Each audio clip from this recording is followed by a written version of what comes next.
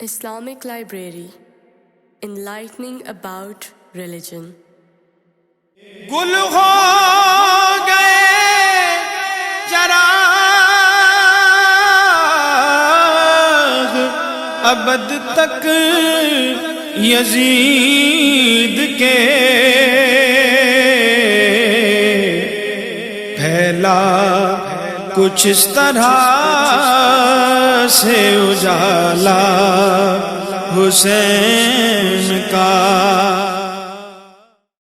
شاست حسین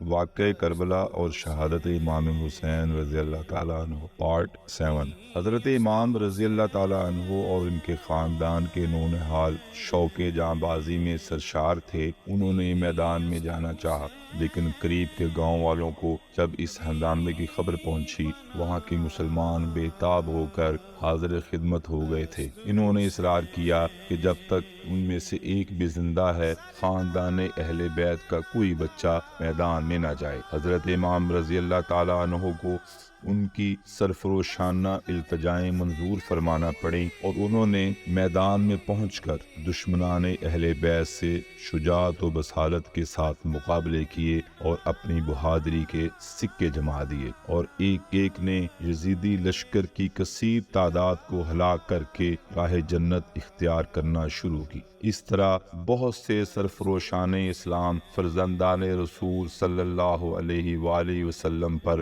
اپنی جانیں نثار کر گئے۔ ان صاحبوں کے نام اور ان کی جاں بازیوں کے تفصیلی تذکرے تاریخی کتب میں موجود ہیں۔ یہاں وہب ابن عبداللہ کلبی کا ایک واقعہ ذکر کیا جاتا ہے۔ یہ قبیلہ بنی کلب کے خوبصورت جوان تھے۔ اٹھتی جوانی اور عنفوانی شباب، امنگوں کا وقت اور بہاروں کے دن تھے۔ صرف 17 روز شادی کو ہوئے تھے۔ وہب ابن عبداللہ کلبی کی والدہ جو ایک بیوہ عورت تھیں، ان کی ساری کمائی اور گھر کا چراغ یہی ایک نوجوان بیٹا تھا۔ اس مشفق ماں نے پیارے بیٹے کو گلے میں باہیں ڈال کر رونا شروع کر دیا۔ بیٹا حیرت میں آ کر ماں سے دریافت کرتا ہے کہ والدہ محترمہ، آخر رنج و ملال کا سبب کیا ہے؟ میں نے تمام عمر کبھی آپ کی نافرمانی نہیں کی اور نہ آئندہ کر سکتا ہوں۔ آپ کی اطاعت و فرما برداری مجھ پر فرض ہے، اور میں تا دم مرگ آپ کا مطیع و فرما بردار رہوں گا۔ آپ کے دل کو کیا صدمہ پہنچا اور آپ کو کس غم نے رلایا؟ میری پیاری ماں، میں آپ کے حکم پر جاں فدا کرنے کو تیار ہوں، آپ غمگین نہ ہوں۔ اکلوتے سعادت مند بیٹے کی یہ سعادت مندانہ گفتگو سن کر ماں رونے لگی اور کہنے لگی، فرزند، میرے گھر کے چراغ اور میرے باغ کے پھول، تو ہی میرے دل کا قرار ہے، تو ہی میری جان کا چین ہے۔ ایک دم تیری جدائی اور ایک لمحہ تیرے فراق میں مجھے برداشت نہیں ہے۔ آج مصطفیٰ صلی اللہ علیہ وآلہ وسلم کا جگر گوشہ خاتون جنت کا نونہال دشت کربلا میں مبتلا مصیبت و جفا ہے۔ پیارے بیٹے، کیا تجھ سے ہو سکتا ہے کہ تو اپنا خون اس پر نچھاور کر دے اور اپنی جان اس کے قدموں پر قربان کر ڈالے؟ اس بے غیرت زندگی پر ہزار افسوس ہے کہ ہم زندہ ہیں اور سید عالم صلی اللہ علیہ وآلہ وسلم کا لاڈلا ظلم و جفا کے ساتھ شہید کیا جائے۔ اگر تجھے میری محبتیں کچھ یاد ہوں اور تیری پرورش میں جو محنتیں میں نے اٹھائی ہیں ان کو تو نہ بھولا ہو، تو اے میرے چمن کے پھول، تو حسین رضی اللہ تعالیٰ عنہ کے سر پر قربان ہو جا۔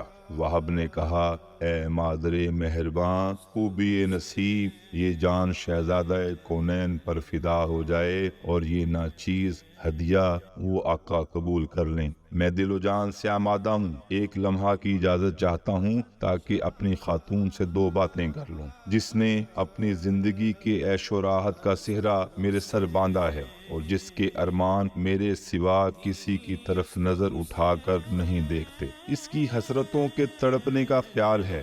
وہ اگر صبر نہ کر سکی تو میں اس کو اجازت دے دوں کہ وہ اپنی زندگی کو جس طرح چاہے گزار دے۔ ماں نے کہا، بیٹا، عورتیں ناقص العقل ہوتی ہیں، مبادا تو اس کی باتوں میں آ جائے اور یہ سعادت سرمدی تیرے ہاتھوں سے جاتی رہے۔ وہب نے کہا پیاری ماں امام حسین علیہ جدو علیہ السلام کی محبت کی گرہ دل میں ایسی مضبوط لگی ہے کہ اس کو کوئی کھول نہیں سکتا، اور ان کی جان ساری کا نقش دل پر اس طرح جا گزین ہوا ہے جو دنیا کے کسی بھی پانی سے نہیں دھویا جا سکا۔ یہ کہہ کر اپنی بیوی کے پاس گئے اور اسے خبر دی کہ فرزند رسول صلی اللہ علیہ وسلم میدان کربلا میں بے یار و مددگار ہیں اور غداروں نے ان کو گھیر لیا ہے۔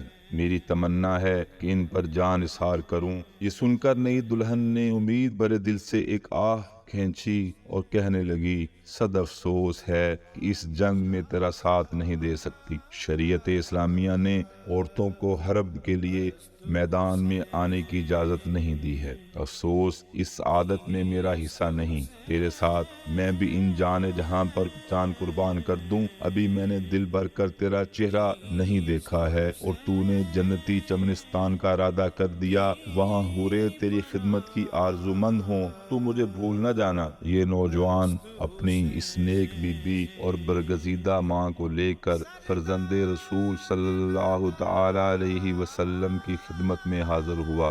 دلہن نے عرض کیا یا ابن رسول اللہ، شہداء گھوڑے سے زمین پر گرتے ہی حوروں کی گود میں پہنچتے ہیں اور بہشتی حسین کمال اطاعت شاعری کے ساتھ ان کی خدمت کرتے ہیں۔ میرا یہ نوجوان شوہر حضور پر جاں فدا کرنے کی تمنا رکھتا ہے اور میں نہایت بے کس ہوں، نہ میری ماں ہے، نہ باپ ہے، نہ کوئی بھائی ہے، نہ ایسے قرابتی رشتہ دار ہیں جو میری کچھ خبر گیری کر سکیں۔ التجا یہ ہے کہ عرصہ گاہ محشر میں میری اپنے شوہر سے جدائی نہ ہو اور دنیا میں مجھ غریب کو آپ کے اہل بیت اپنی کنیزوں میں رکھیں اور میری عمر کا آخری حصہ آپ کی پاک بیویوں کی خدمت میں گزر جائے۔ حضرت امام کے سامنے یہ تمام عہد ہو گئے اور وہب نے عرض کر دیا کہ اے امام، اگر حضور سید عالم صلی اللہ تعالی علیہ وآلہ وسلم کی شفاعت سے مجھے جنت ملی تو میں عرض کروں گا کہ یہ بی بی میرے ساتھ رہے اور میں نے اس سے عہد کیا ہے۔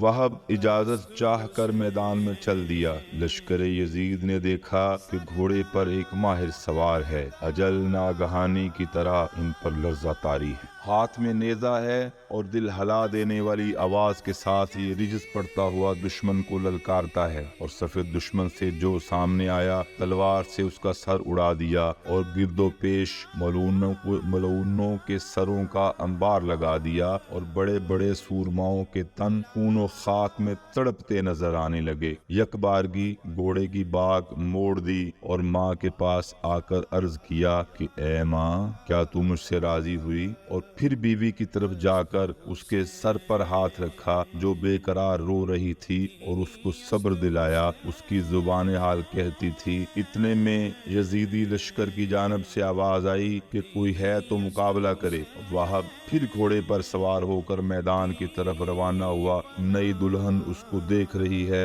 اور آنکھوں سے آنسوؤں کے دریا بہا رہی ہے۔ اس وقت میدان میں دشمنوں کی طرف سے ایک مشہور بہادر حکم بن طفیل غرور و تکبر کے ساتھ میدان میں آیا۔ وہب نے ایک ہی حملے میں اس کو نیزے پر اٹھا کر اس طرح زمین پر دے مارا کہ ہڈیاں چکنا چور ہو گئیں اور دونوں لشکروں میں شور مچ گیا اور یزیدی لشکر میں ہمت مقابلہ نہ رہی۔ وہب گھوڑا دوڑاتا یزیدی لشکر کے عین وسط میں پہنچا، جو سامنے آتا اس کو نیزے کی نوک پر اٹھا کر خاک میں پٹک دیتا، یہاں تک کہ نیزہ پارا پارا ہو گیا۔ تلوار میان سے نکالی اور دشمنوں کی گردنیں اڑا کر خاک میں ملا دی۔ جب دشمن اس جنگ سے تنگ آ گئے تو عمرو بن سعد نے لشکریوں کو حکم دیا کہ اس کے گرد ہجوم کر کے حملہ کر دو اور ہر طرف سے یکبارگی دشمن وہب پر ٹوٹ پڑے۔ نوجوان زخموں سے چور ہو کر زمین پر آیا تو سیاہ دلان بدباطن نے اس کا سر کاٹ کر لشکر امام حسین رضی اللہ تعالی عنہ کی طرف پھینک دیا۔ اس کی ماں بیٹے کے سر کو اپنے منہ سے ملتی تھی اور کہتی تھی اے بہادر بیٹے، اب تیری ماں تجھ سے راضی ہوئی۔ پھر وہ سر اس دلہن کی گود میں لا کر رکھ دیا۔ دلہن نے اپنے پیارے شوہر کے سر کو بوسہ دیا اور اسی وقت پروانہ کی طرح اس شمع جمال پر قربان ہو گئی۔ سرخروئی اسے کہتے ہیں کہ راہ حق میں سر کے دینے میں ذرا تو نے تعامل نہ کیا۔ الغرض جن جن خوش نصیبوں کی قسمت میں تھا انہوں نے خاندان اہل بیت پر اپنی جانیں فدا کرنے کی سعادت حاصل کی۔ اگر آپ کو ہماری یہ ویڈیو پسند آئی ہو تو اسے لائک اور شیئر کریں، اور اس طرح کی مزید ویڈیوز دیکھنے کے لیے ہمارے چینل کو سبسکرائب کریں۔ لا الہ است حسین